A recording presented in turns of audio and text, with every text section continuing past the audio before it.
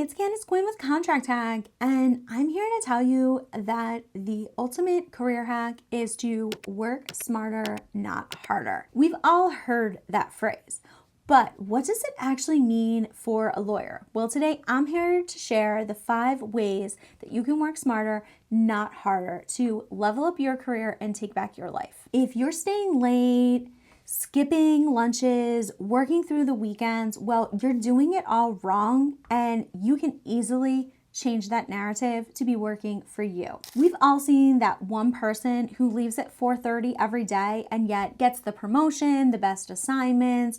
How do they do it? Well, there is a secret, and I will share it with you. The people who advance aren't necessarily the ones working the hardest or the longest. It's just a matter of how you are strategically doing your job. Tip number 1, master the strategic visibility game. What is strategic visibility? Well, it's about being seen when it matters to be seen. If you're seen working hard when it matters, it doesn't matter what you do when you're not being seen, because the only thing people remember is that you were working hard when they saw you. What does that mean? Well, email timing. Don't just write an email and send it. Strategically time when you send that email. Maybe it's right before the item was due, maybe it's right before the end of the day or first thing in the morning, but the timing of your email will indicate to others whether you were working hard or not. I send emails at 7 a.m. and 6 p.m. and guess what? People are like, wow, she started early and she's working late, when I really wasn't even on my computer at those times. Second, if there's a high profile meeting, you can be sure I am going to attend and I'm going to be on camera if it's remote. But here's the trick. I actually like to delegate a lot of the follow-up from the meeting, whether that's to an admin or another associate. I'm going to be delegating out as much as I can while showing up for that important meeting. Third, master the casual name drop. If you can say, hey, I was working on so-and-so with this name great project, that's going to look like you're really important, like you really matter. For example, I was just going over the Q3 numbers this morning with insert name of important hire person. It doesn't matter if you just reviewed it for 10 seconds or they just said it in a conversation. If you can say that you did it, then do that. Finally, if you are in person, be seen in the right places. If you can walk past the early morning partner's office at 7:15 in the morning, that's going to win you some points. If you can be at the office late and walk past the late staying partner's office, do that too. Each of those things will get you some brownie points. It's strategic visibility, but what they don't know is that they're only seeing you at these strategic times. And the rest of the time, you might be binge watching Netflix or, getting a pedicure. Who knows? Tip number 2, build your busy insurance portfolio.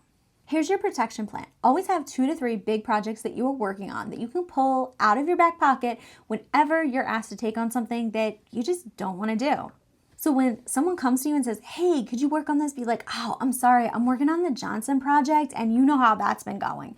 And that will shut them up. It'll get you out. It's your get out of this other work free card because you're on this big project. Even if it's a slow point in the project or there's nothing you can actively work on, it's a good way to seem like you're really busy, but you aren't.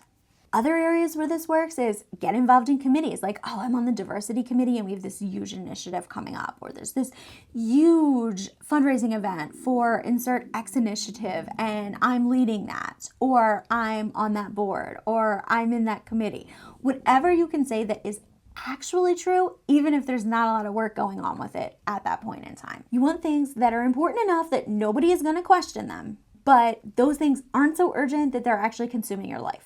Once you have those things, you've got busy insurance. And when you say you can't do the thing because of the busy insurance matter, well, they move on to someone else who isn't setting boundaries and protecting their time, and they thought that you were just too busy to take it. So it's a win-win for everyone. And we all know there's always someone who's all too eager to take something that isn't fun because they want to suck up or they want to prove themselves. So really, you're not letting anyone down. You're just giving someone else the opportunity they were looking for anyway. Tip number 3, automate and template everything. This one is my favorite because it actually makes your life easier.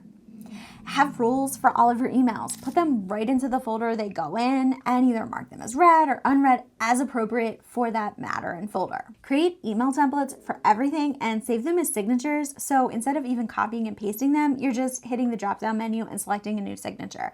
Easy.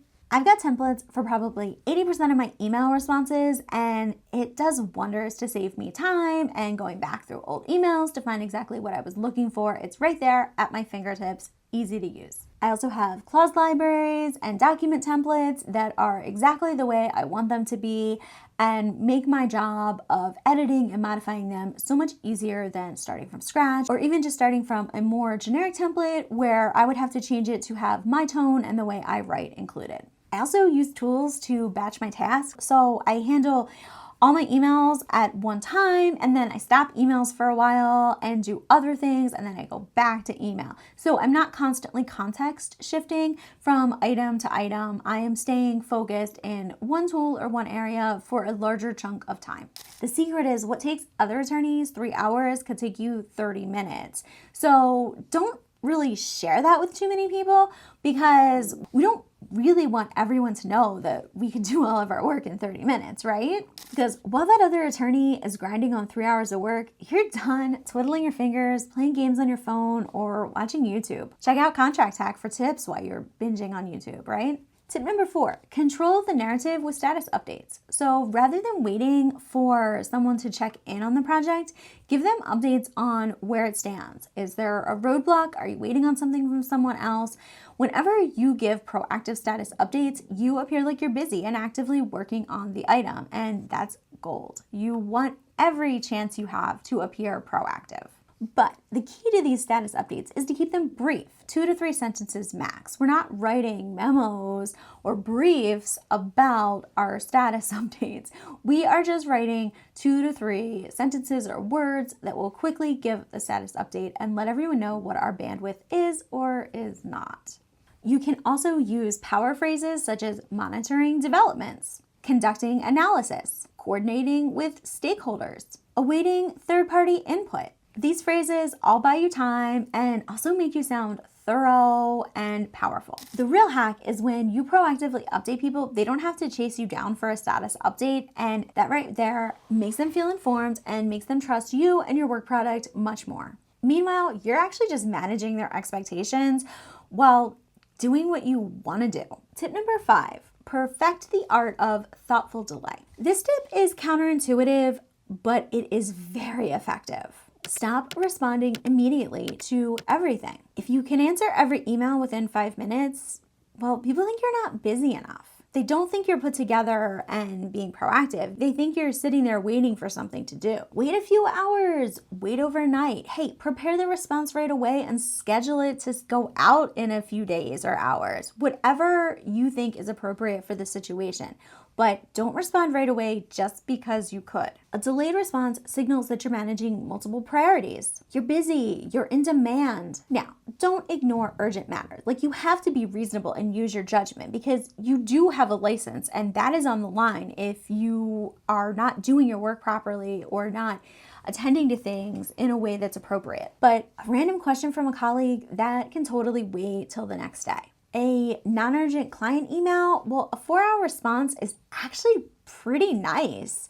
You might even want to wait till the next day if it's an especially annoying client, right? Quick responses make you look available, while thoughtful delays make you look valuable. Also, here's the truth. People respect your time more when you show people that you value it. By not responding to that email at 8 p.m. at night or answering emails first thing in the morning, people are going to see that you value your work-life balance and your time with your family, and they're not going to expect answers and responses from you at those times. When you respond with appropriate delays, you actually train people to respect your bandwidth. Look, I'm not telling you to be lazy, and I'm not telling you to give bad work product, ever. That is not what I'm doing, because that is not the way a successful attorney conducts themselves.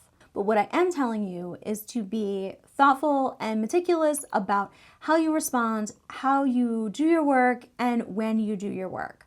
Just because you might be awake and doing work at 2 a.m. doesn't mean everyone needs to know that.